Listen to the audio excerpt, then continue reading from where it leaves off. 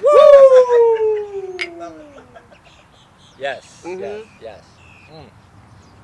Oh wow, what is this? drink? This my shit. What is it? That Virgil Kane. Oh, that's Virgil Kane. that Virgil Kane. Is that the only ginger infused bourbon on the market? Hey, you tell me, man. That's the Hey, only one I that's found. the out only here. one- that's I've the been only looking, one I searching drink. high and low. It's the only ginger infused bourbon I found. That's What the about only you? one? Hey, write in the comments. Let us know if you found another one. This is Wait, the only one I know about. You mean if you drink bourbon gingers, you don't actually have to pour ginger ale in it? Not even.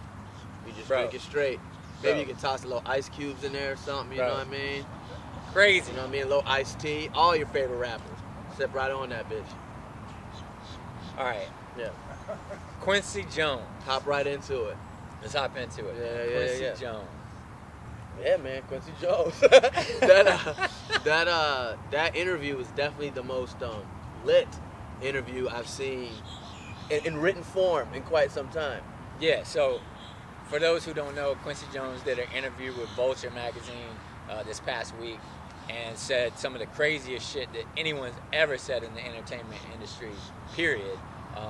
You know, obviously he's famous for working with Michael Jackson, and off the rip, he said, you know, a lot of negative things about Mike, but I think the most egregious to me was he said that Mike stole Billie Jean. Mm-hmm. You know, and there's a background and context. You should check it out. He says Mike stole Billie Jean. He said the Beatles were the worst players he's ever seen in his life when he met them. He said that he used to date Ivanka Trump, and then he said that Richard Pryor and who else? Richard Pryor, Marvin Gaye, and James Baldwin used to get dicked down by Marlon Brando. Marlon Brando, Or maybe they did the digging down. who loves I wasn't there. who loved Brazilian music, by the way. Yeah, he loved Brazilian music. But anyways, man, Yeah. let's go ahead and break this down. Obviously, you're a huge Michael Jackson fan, so you know I'm sure a lot of people are interested in what you your perspective on what he said about Mike.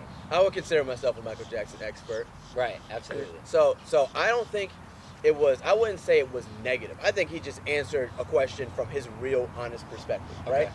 But I think that I think Sure. it was sloppy because I think he's giving the reader a little bit more credit. I think he's assuming the reader knows some things that the reader doesn't know about Right, Michael. right, Okay, so in terms of, he basically said Michael stole Billie Jean, right. and if you take that on the surface, face value, you just go, oh shit, someone had a song like Billie Jean, and Right. he jacked yeah, it. Sure.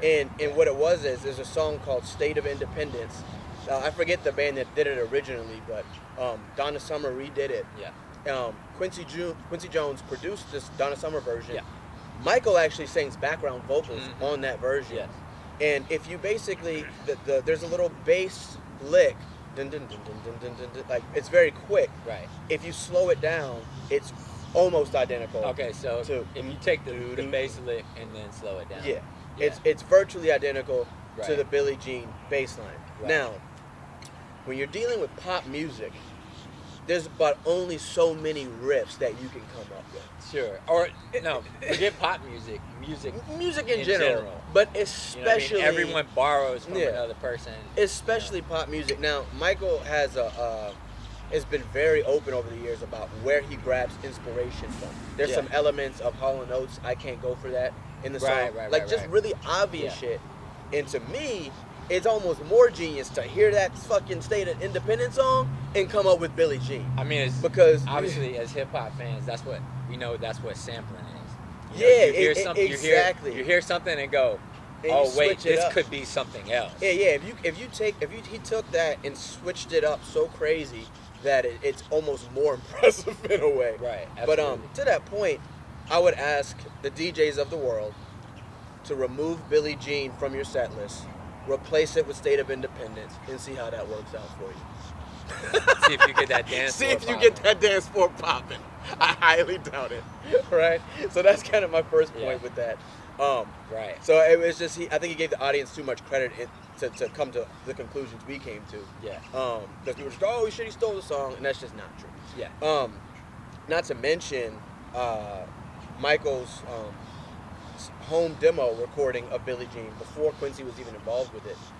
was recorded before the Donna Summer track. So if anything, No bass line? no, the bass line is like the driving force in the song.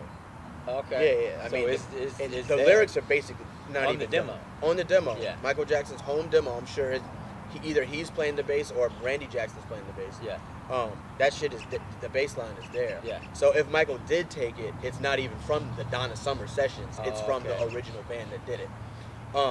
If he did. If right, he I see did, what you're saying, right? yeah. All But right. again, that's if you look at pop music in general, you'll find a lot of cases where certain melodies, chord progressions are extremely similar. Of course. I mean, it happens all the time. What's that group? NXS or whatever. Yeah. They got that. NXS. Yeah. You know, Yeah. I mean, that's virtually the same thing as the Grateful Dead. You know what I mean? Exactly. They're just doing it in chords Yeah, versus so that one string or whatever. you find that yeah. a lot of cases, and just real quick to wrap up that aspect of the mic shit. Like, I have a book that has detailed background on every single Michael Jackson song ever. Yeah. It's called For the Record.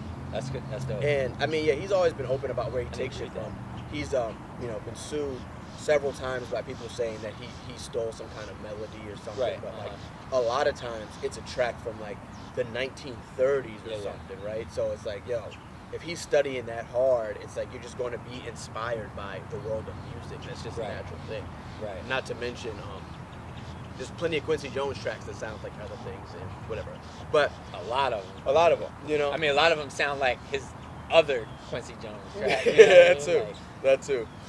But yeah, and then of course he said that Michael used his diseases as an excuse for the plastic surgery, which I think a lot of just readers took that differently. I read that differently than I think most people read it. Yeah. I think most people read it like Michael Jackson didn't really have vitiligo and was bullshitting because he called it bullshit. right. I don't think that's how Quincy meant it. I think Quincy meant he was using vitiligo as an excuse to have his other plastic surgeries. Right. Which right. that may be true, right? But it's like Yeah. the way I always looked at that is, one, vitiligo is in Michael Jackson's medical history and his autopsy, Yeah. and lupus, right? Uh-huh. Sure, you could have made that shit up, but it'd be just strange for doctors to go along with that Right. if you made it up, especially after you're dead. Right. Yeah. And of course, if your skin is changing, maybe aesthetically, he just said, okay, fuck it, I'm gonna bleach my skin to make my skin tone even, Yeah. and change up my nose or whatever just to make it look more aesthetically matching. Right. That's the way I look at it. But my personal opinion Because is that it's hard. Yeah. It's hard for the audience to see someone with white skin, you know, with an African nose or other African features. Sure, I mean, shit looks crazy. Not to Yeah. I mean, obviously he started to look kind of crazy, right? But I just think that. Say what? Albinos look kind of crazy. Well, that's what sometimes. I'm saying. Yeah, I mean, Kind of odd, Who- if you will. you know, where's the black albino pop star? You know what I mean? Like, no, I'm saying where's the black albino pop star? Yeah. Like, you know what I'm saying? In terms of you're thinking about your market, The and aesthetics of it. Yeah. that sort of thing. Like, I'm sure that was, Yeah. you know, in part a business decision for him. Totally. I mean, not to No. mention, his makeup artist, everybody has corroborated that they try to keep the shade as dark as possible, as long as possible. Which, if you think about it, Yeah. that's kind of what it looks like. You know what I mean? Yeah. It kind of looked like a gradual lightning. More gradual. Yeah, absolutely. But with a lot of makeup and stuff. But yeah, I think that we can dead the whole did Michael Jackson have vitiligo thing. People are always going to want to speculate that he bleached his skin, Yeah. but I think it'd just be weird for an autopsy doctor to go, yeah, he has vitiligo, he has lupus, and be making that up. Like, you know what I mean? Right, Like right, the right. juicier story is, yeah, that was bullshit, right? Yeah. So, I think Quincy meant when he said bullshit, he meant that Michael was using that as an excuse to have plastic surgery. Gotcha. And that makes a lot more sense. Yeah, that definitely makes a lot more sense. So, Well, I think the other thing that should be noted, though, to the audience is that Quincy just settled a $9 million lawsuit with Michael Jackson's estate over Exactly. royalties. Exactly. So there was some beef between him and the estate. So Yeah. he's definitely going to be a lot more reckless with what he says. Of course. So yeah, obviously there's some bad blood there. Yeah. And nothing in that interview was really new to me. Like just from the Wikipedia and stuff, I knew about the derivation of Billie Jean and Michael. I think it's common knowledge that he's a shrewd businessman with buying the Beatles catalog. Right. I mean, not a lot of people know this, but Michael owned half of Sony ATV Publishing. Right. He's an artist that owned virtually a quarter of the music industry. Yeah. You know what I mean? Right. So there's a lot of, you can't get to that level of an artist without being kind of slick. Yeah. You know? And he wasn't able to. Shrewd. He held on to it up until his death. Yeah. Right. And then his estate ended up selling it for $1 billion or Close to $1 billion. Yeah. It's crazy. For sure. Yeah. Exactly. So I don't think that's anything new in saying that he was Machiavellian. No. It's just like, that makes sense. Yeah. Most people in that echelon kind of are. Right. You know what I mean? Will do anything to maintain their status and their power. Right. That wasn't surprising to me either. Yeah. The Machiavellian comment, I felt like, that was okay. I can see it. And obviously knowing. I mean, he's a very powerful businessman. Yeah. So For sure. that doesn't surprise me.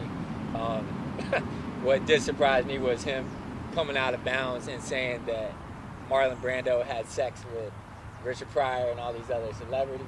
Bro, I read that wild shit. I read that shit 3 times just to make sure I was reading. yeah. My eyes weren't tripping. Actually, I think one time you read it out loud to me and I still didn't. I couldn't comprehend. I'm like, because he says it so matter of fact. Yeah, matter of factly, casually, just of course. Yeah, of course. I mean, Marlon Brando was popping everybody. Yeah. Oh, this guy, he fuck anything. He literally said, he fuck anything. Yeah, so he's saying these things kind of out of the blue and, looking at him as arguably the most successful producer of all time. Yeah. He doesn't have a reason to garner attention. He's not, you know what I mean? Like, he's a retired producer, Yeah, exactly. So it definitely seems completely out of character, and I mean, it definitely... It's very reminiscent of all old people, where you just stop giving a fuck and you start saying shit. Exactly. Yeah. Exactly. And my question is, should the media outlet, have not have printed it, or maybe say, all right, is this in good taste? This is an 85-year-old man who cares about taste in you know what 2018? I mean? Of course. Suck KC.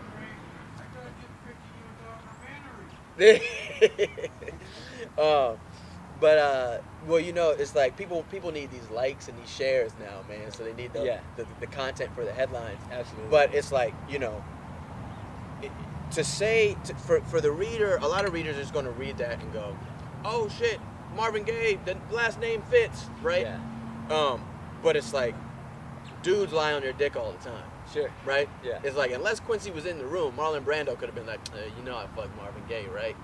I fuck Richard Pryor, right? It's like, dudes lie on their dick like walking to the drugstore. That's just an everyday occurrence, So it's very possible that I can see that if he was open with being a bisexual, then with him. I mean, sure. But what I'm getting at is we don't know unless we we have videotape footage. Yeah. Like that R. Kelly shit. We don't know. Well, what's his name? Rick James. Yeah. Cocaine's a hell of a drug. Cocaine is a hell of a drug, right? Yeah. I'm saying, but Richard Pryor's... but still, it's like Richard Pryor's talked about... Yeah.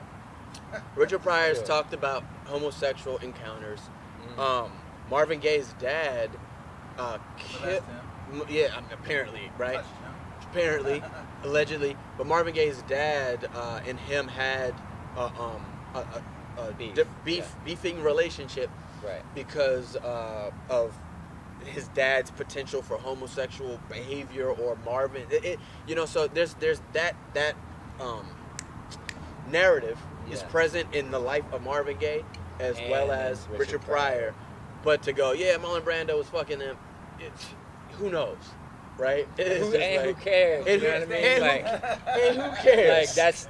But here's the thing: a lot of people care. A lot of people do care. But listen, if you're a dead person, you can't. You know what I mean? You can't respond. I'm not gonna say defend yourself. Exactly. I don't want to say that, but you can't respond and talk about who you didn't have sex with. So that's why I feel like it's kind of in bad taste. It's whack. To print it. It's You know what it's I mean? terrible. To talk about dead people's sexual Here's activities. the thing. You know The what I problem. mean? Here's my problem with that. Once you introduce an idea, it's out there. You can say anything about anybody, and now you have to consider the possibility that that's true. Like, Right. I've definitely had a girl tell another girl that I was dating she had sex with me, and the shit just wasn't true. Right. You know what I'm saying? Yeah. Just like flat. Like, I didn't even know the girl's name. Right. So people really can just pull shit out of their ass, right? Yeah. So it's like, it's People very do lie. possible that being fucked up, Marlon Brando was like, yeah, you know I fucked Marvin Gaye, right? And Quincy Jones just took it at face value. Yeah. Or, you know what I mean? Word. Now, You know? Oh, shit. Like, I'm gonna call my homies. now I think we should say though that Richard Pryor's wife did come on Twitter or something. and say, yeah. And You she, gotta check. And how the fuck does she know? You gotta check. And how the fuck does she know? Hey, baby, Marlon Brando fucked me last night.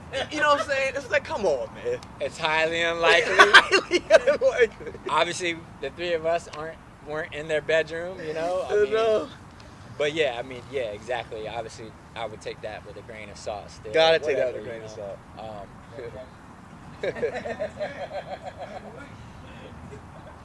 So funny. But yeah, I mean, overall, he said some crazy shit. Some pretty wild stuff. He said it so casually, too. That's the Yeah. funniest thing. Is like the interview literally did not even ask him about Marlon Brando, much less booty popping. No. He no. just decided to bring that up. Absolutely. And Yeah. yeah, I mean, and then the thing on the Beatles, like obviously, like people, it's not a secret that like Ringo wasn't the best drummer in the world. Yeah. Of course. But I think he definitely corroborated that narrative for sure. Yeah. By saying, it took him, he actually had to bring in another drummer to complete Ringo's set and everything, in the recording And session. I'm not some crazy Beatles stan, but Yeah. I like the Beatles.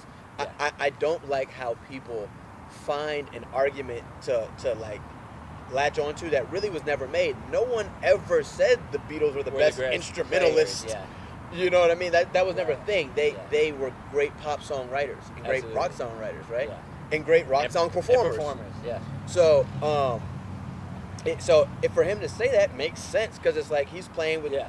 everybody. Mingus, fucking Miles Davis. Right. He's around the greatest actual jazz musicians and people in the world. While So they're of still course the Beatles aren't going to stack up to these guys. Yeah, no, absolutely not. And he said the same thing about Jimi Hendrix. He said Jimmy was afraid to record with a lot of these guys. Yeah. He wanted them to do a track, and so he says Jimmy was afraid to Yeah, record yeah, yeah. because he was intimidated.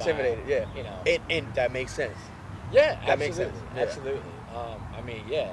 I don't think Jimmy was classically trained at all. No, He just he did does his what he thing. does. The Beatles do what they do. Right. You Exactly. can't take anything away from them because of what Quincy said. No, It's just absolutely. like, you know what I mean? It's just like if you go, yeah, one of these street ballers was afraid to play Yeah. in the NBA. It's like, yeah, you don't do that. Right. That doesn't make it less impressive. Exactly. The Harlem Globetrotter dudes are still impressive. Yeah, they're You still know what I they're mean? still impressive. Yeah. And there's a lane for that. Exactly. Like this, Say what?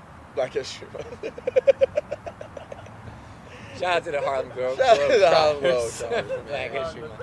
Hey, man. You know what I Been out mean? for a long time, man. Yo, Yeah. I mean, yeah, it's an ill fucking The form of brand is still entertainment. strong, You know? For sure. The Yeah. brand is strong. Absolutely, man. Yeah. Yeah, man. So a couple other notable things. Mhm. For one, he basically not only dissed like every single pop producer and songwriter, he also dissed pretty much all of hip hop, In one producers. fell Yeah, swoop. in one fell swoop, he basically said it was garbage, which is crazy. He gave props to Chance, Kendrick, and one other person. I forget who it was. Bruno Mars. Bruno Mars, yeah. Talking about today. Hip-hop. Yeah, he Okay. basically said, No, hip hop in general. what a question. Really? He roundhouse kicked hip hop production. Production wise. He ran out of skip. He's Kick like, hip-hop. oh, it's just loops. It's Four bar bar loops, whatever. Yeah. Well, here's the interesting thing about him saying that though. He has said that in interview after interview, and I believe No ID really took that to heart, and that's why The new 444, Jay-Z 444 sound so interesting Yeah. because it's very musical. It changes up. Yeah. Yeah. It's not just 4-bar loops. He changes the, you know. So it's Yeah. orchestrated. Yeah. I mean, The he switches arrangement, he the switches arrangement is arrangements dynamic. constantly Yeah. on that album. Yeah, which is, it's amazing. I definitely think that turned out. It does sound like an influence from Quincy Jones. Yeah, because it's funny. Everybody posted about that Quincy Jones interview. It's amazing how many people didn't, though. A lot of people didn't. Yeah, A lot all the producers of didn't. people The only hip hop producer I saw that shared that interview is Jermaine Dupri, Yeah. and because Jermaine Jermaine does posted it. non-hip hop music too. Right, he does R&B. He does R&B. Yeah, he's an instrumentalist, Yeah, he's an and instrumentalist. Yeah. Yeah. Who else? Anybody else posted? I didn't see any other producers posted, man. I think I didn't see anybody. I saw. I didn't see any other producers. Yeah. Maybe Pete Rock, but I don't know. I think Pete Rock might have quoted it. Okay. Here and there. I bet some people felt some type of way about that. Oh, definitely. Oh, and he took some sneak diss. He took a sneak diss at Diddy and Russell Simmons too. Like I don't want to call it a sneak diss because I'm sure he has a relationship with them, but he basically said when you're creating music and you're thinking about money, God walks out of the room. Oh, He right. said he created exactly. Thriller without thinking about money. Right. Which the irony of that is, Thriller was such a commercial success. It really changed the industry in that people were going, Forever. okay, now let's can make get rich. these products. Right. You know what I mean? Exactly. People started thinking of music almost as a commodity Yeah. instead of a piece of art. Right. You know? Exactly. Yeah, I see what you're saying. He used the example of Ciroc and Fat Farm as, basically trying to monetize the music or Yeah. whatever. And I mean, to me, it's still kind of, if you look at it, just that little piece, it looks like he's taking shots. But yeah, I think it's just a larger point of He could have been. He the didn't. business of music. It's like I feel like you're aware of what sounds like a shot. You know what I mean? Yeah. So not anymore. Yeah, so it's like to specifically name those To name brands those brands, instead of yeah. being like, when you're thinking about some liquor company or Right. fashion brand and Exactly. who's going to be endorsed by what, Right. he could have easily said that. This motherfucker said Ciroc Yeah. and Fat Farm. Talking about you.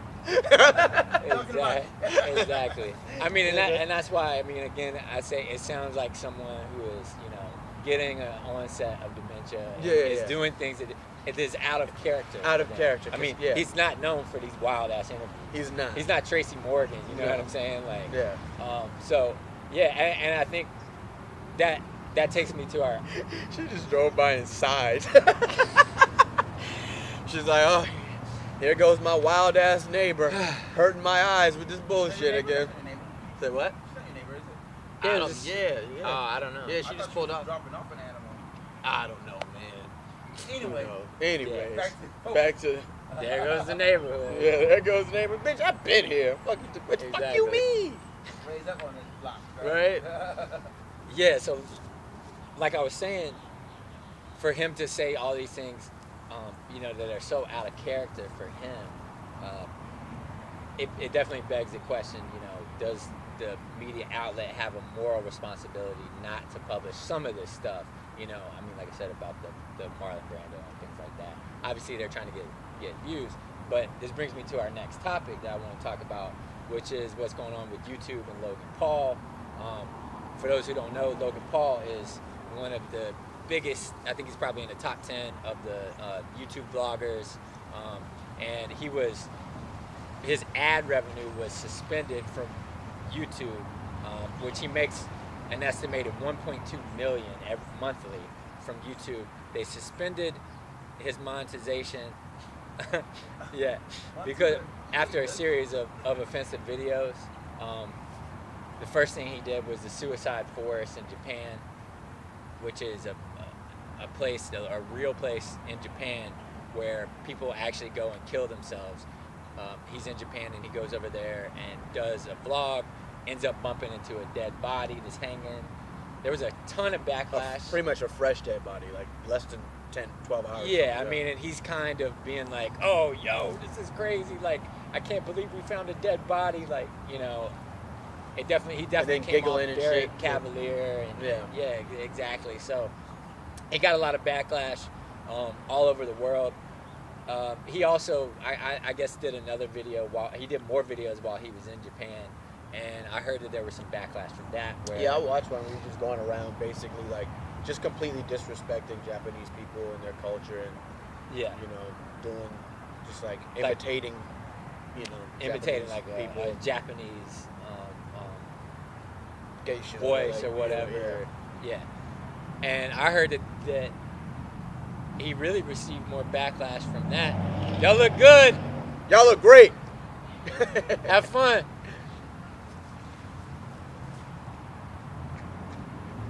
But yeah, I heard that he received more backlash from the. Anyway, go ahead. But what I heard that he actually received more backlash in Japan for the way that he was, basically mocking their culture. Sure. More so than even the dead body thing. I mean, and don't get me wrong, they were pissed about that too. Of course. But so that happened, and then I think yesterday or a couple of days ago, he's on another vlog and he ends up tasering a dead rat. And that was kind of the last straw because, it's just like a dead rat. He pulls out a taser and is like messing with it. He's what we call a habitual line stepper. He's definitely a habitual line stepper. Habitual line stepper. Yeah. You know what I mean? Like, That's what we do, man. you know what I mean? Yeah. We've been saying that for a long time. Yeah, you know where that's from, right? That's Charlie Murphy Yeah. talking about Rick that's James. Right, that's right. Yeah. Habitual line Yeah. stepper. That's hilarious. But yeah, so the kid, he does this thing with the rat, he tasers it and everything. So, PETA and all these other animal rights organizations, they flipped out, and definitely I think issued statements and things like that. I mean, because, we'll get into it for a second, but in a minute. You know what I would have said? What? Can a young nigga get money anymore? Hey. Tell Peter my mink is dragging on the floor. That's what I would have said, but he ain't me. Yeah, I mean, dragging a mink and tasering a dead rat, same thing. They're both super fly shit. You know what I mean? Like, can I live? Yeah, right. But no, so the kid's fucking tasering a dead rat and shit. Yeah. And YouTube is like, all right, people are, we're getting the PETA crowd on us as a huge corporation, and they're like, nah, we can't have this. So they remove his ad revenue. Yeah. Is that a good move on their part? What do you think? Does it get into the free speech? No, it doesn't get into the crossing- free speech. crossing line? Free speech. It's crazy that's even a thing because it's just like someone not advertising with you isn't preventing you from speaking. Absolutely. Period. Right. So it's just like, just like if Rick Ross goes, put Molly all in her champagne, she and he know it. Yeah. Took her home and had that, she didn't even know it, right? And loses his sponsors, his Reebok deal, whatever it was. Yeah. It's just because YouTube has an algorithm that picks who they advertise with. Yeah. Doesn't make it any less different. It's like they're still placing products and messages next to content, which is an endorsement, right? It's just a really like informal endorsement, but it's an endorsement. Yeah. So it makes sense to go, okay, yeah, YouTube doesn't support this nonsense, man.